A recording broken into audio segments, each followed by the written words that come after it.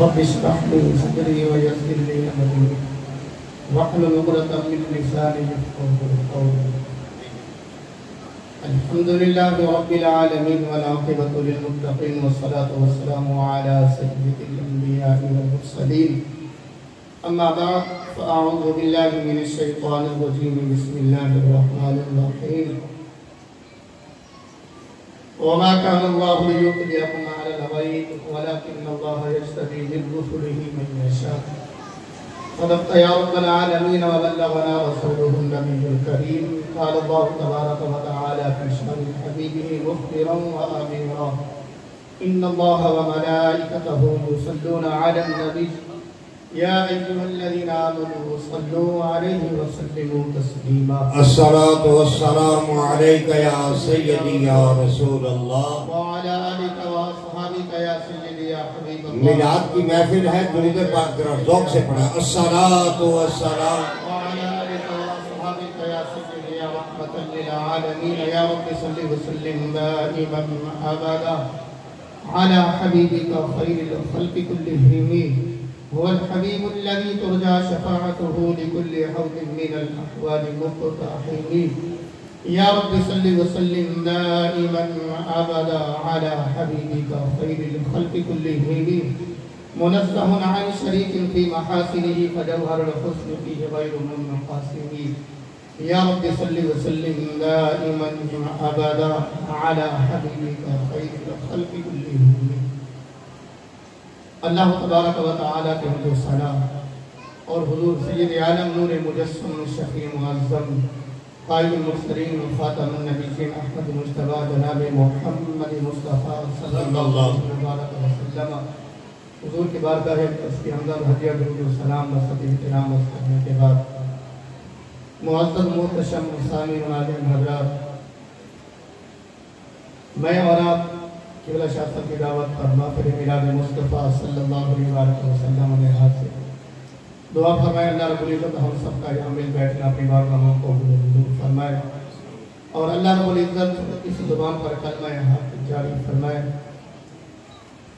بغیر کسی تمہید کے لیے وقت تھوڑا ہوتا ہے. میں نے ویسے قبلہ شاہ صاحب سے عرض کیا تھا کہ حضور کتاب اگر ایک یا دو رفعیے کریں ہیں، لیکن شاہ صاحب کی مہربانی ہے جیسے نہ بولنے والے بندے کو یہاں کھڑا کر دیتے ہیں، یعنی آواز سے بولنے والے، ترنم سے بولنے والے. یہ آپ کی مہربانی ہے کہ آپ بے سورے سے بندے کو سن لیتے ہیں. بارہ میں نے قرآن مجید برہان رشید چوتھا پارہ سورہ آل عمران میں سے چند جملے تلاوت کیے.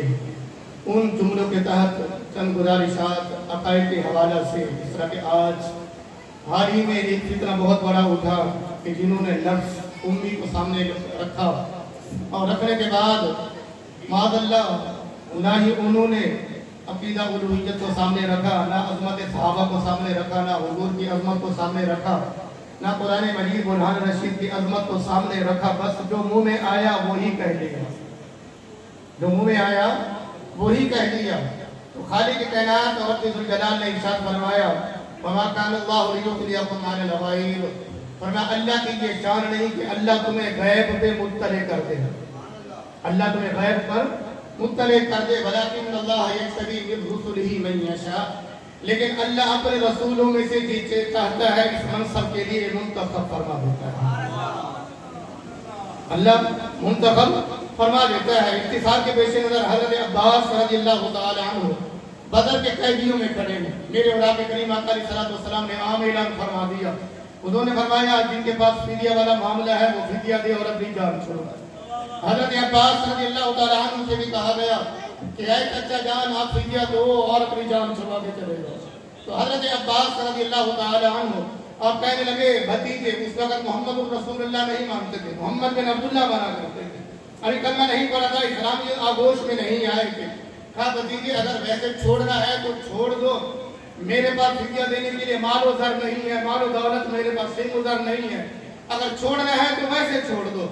میرے اولیاء کریم آقا علیہ السلام آپ فرمانے لگے اے میرے چچا جس وقت تم مکہ سے چلے تھے، جس وقت تم مکہ سے چلے تھے اور تم نے اپنا مال گھر میں دفن کیا تھا، دفن کرتے ہوئے تو نے میری چچی ام بدر سے کہا تھا کہ اگر میں واپس آ گیا تو ٹھیک ورنہ یہی مال نکال کے बच्चों की क्या करना है, परवरिश करनी है, तालीम और तरबियत करना है।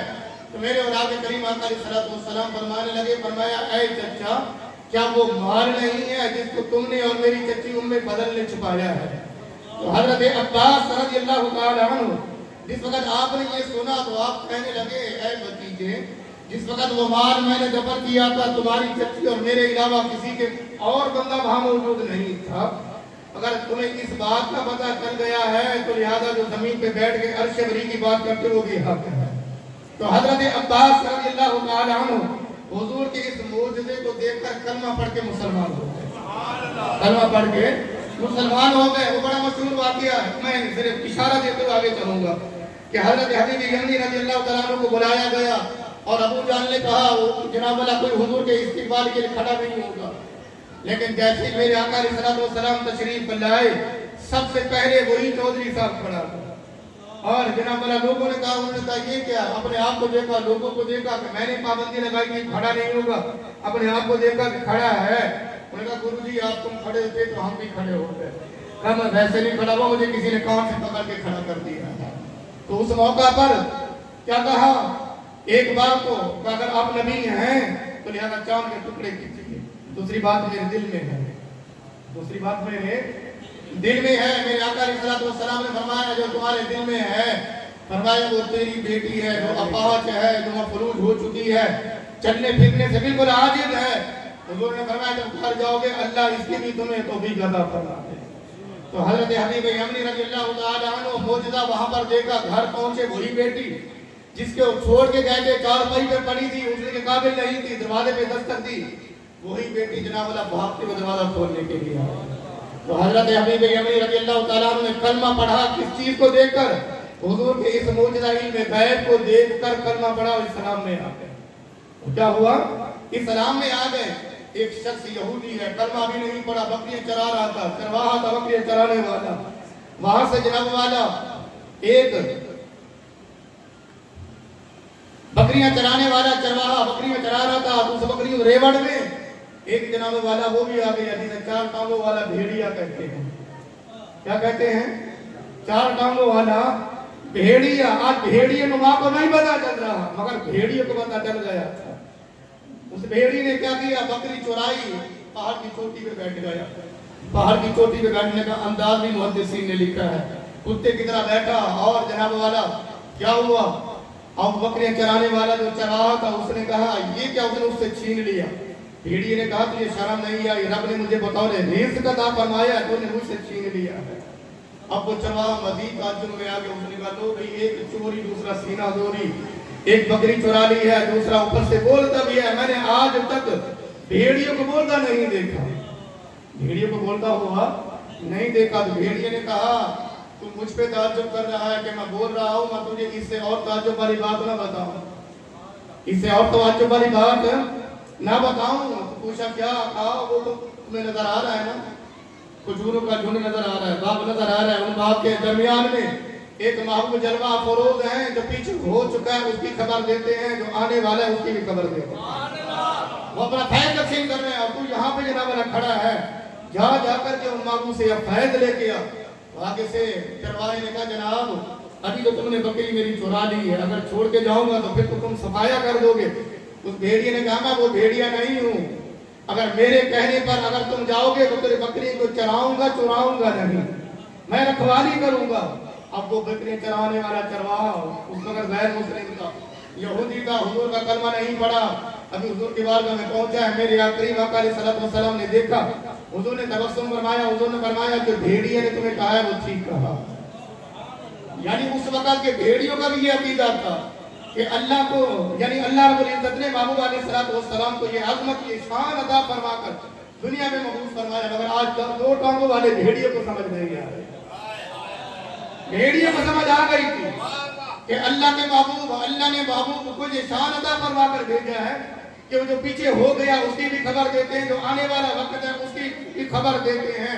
वो था तो गैर मुस्लिम, जब हुजूर की बारगाह में गया कलमा पढ़ के वापस आया, तो जैसे ही वापस आया तो उसने क्या देखा, वो भेड़िया उसने जो वादा किया था कि तेरी बकरियां चराऊंगा, रखवाली करूंगा, चुराऊंगा नहीं, अब वो भेड़िया बकरियों की वाकई रखवाली कर रहा था। हजरत उमैर जिनका लक़ब मुहद्दिसीन शारहीन ने उस वक़्त बयान किया जाता था, शैतान लिखा जाता था। सफवान और उमैर दोनों काबे के अंदर बैठे हैं। अब सफवान कह रहा है उमैर से, उमैर हमारा जिंदा रहने का हक है ही नहीं, हमने मैदान बदर में अपने बड़े बड़े हीरे गवा दिए हैं, बड़े बड़े कुफर के सोना थे उन्हें वहां कदर कर दिया गया, वासिल जहन्नम कर दिया गया। अब सफवान कहते हमारा जिंदा रहने का हक नहीं है क्योंकि बड़े बड़े चले गए हैं। आगे से उमैर ने कहा सफवान असल मसला ये है कि मुझे एक फिक्र लाहिक हो चुकी है क्या कि मेरे बीवी बच्चों का मसला है, अगर मैं चला भी जाऊं तो बीवी बच्चों का क्या बनेगा, उनके अखराजात का मामलात का क्या बनेगा। तो सफवान ने कहा उमैर अगर ये काम कर सकते हो, काबे में बैठकर मैं तुमसे वादा करता हूँ मेरे बीवी बच्चे जो खाएंगे, जो पहनेंगे, जो पिएंगे, वही तुम्हारे बीवी बच्चों का खर्च भी होगा। अगर तुम ये काम कर सकते हो तो जाओ, माअल्लाह मोहम्मद अरबी सल्लल्लाहु अलैहि वसल्लम को शहीद करके जाओ। अब हजरत उमैर अभी कलमा नहीं पड़ा, इस्लाम की आगोश में नहीं है, मक्का शरीफ से चले हैं, हाथ में तलवार ले रखी है, तलवार को जनाबला जहर के अंदर भगो दिया गया। इत्तेफाक ऐसा जैसे ही काबे के अंदर पहुंचे, मेरे आका अलैहि सलाम दिलवा फरोज है, हुजूर के साथ हुजूर के गुलाम उमर भी बैठे हैं।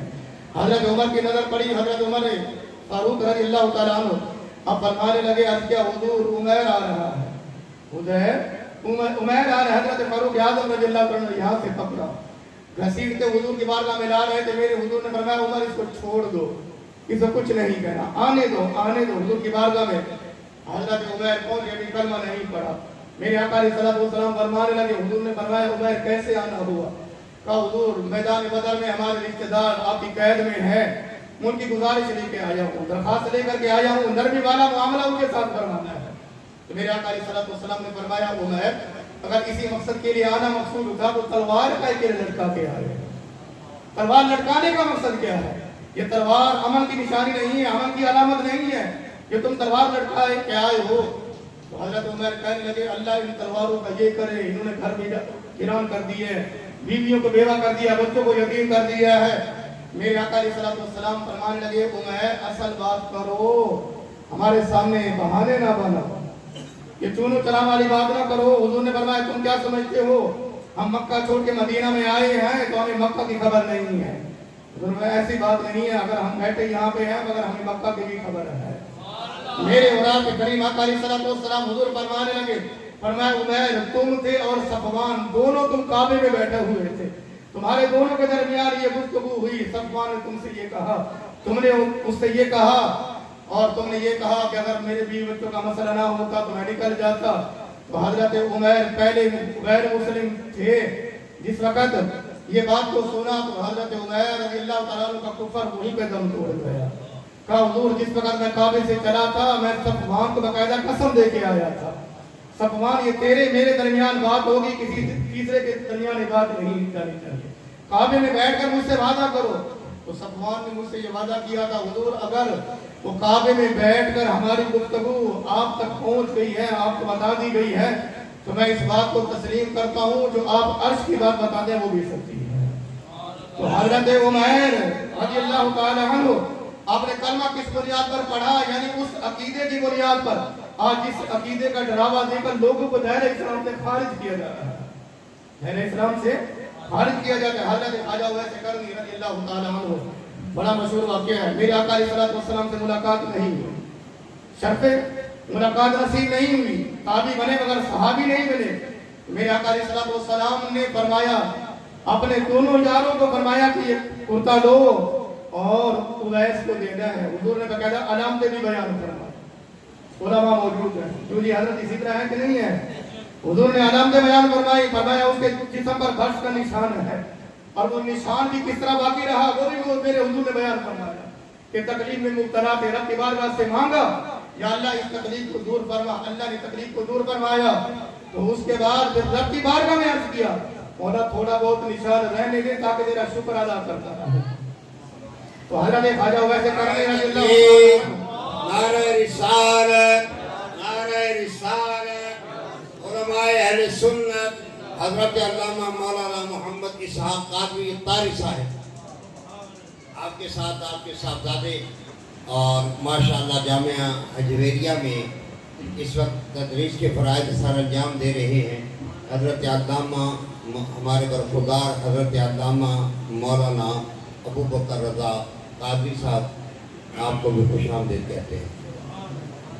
मेरे और आपके करीम आका अलैहिस्सलाम ने हज़रत उवैस करनी रज़ियल्लाहु तआला अन्हु आपकी अलामत बयान फरमाई। अल-मुख्तसर हुजूर ने कुर्ता अता फरमाया, जुब्बा अता फरमाया, फरमाया उवैस को देना है और सलाम भी हमारा पेश कर देना है और कहना हमारी उम्मत की बख्शिश की दुआ भी करनी है। अब वही हज़रत उवैस करनी है। कश्फुल मादूद के अंदर हुजूर सय्यदी दादा साहब अलैहिर्रहमा ने इस बात को नकल फरमाया।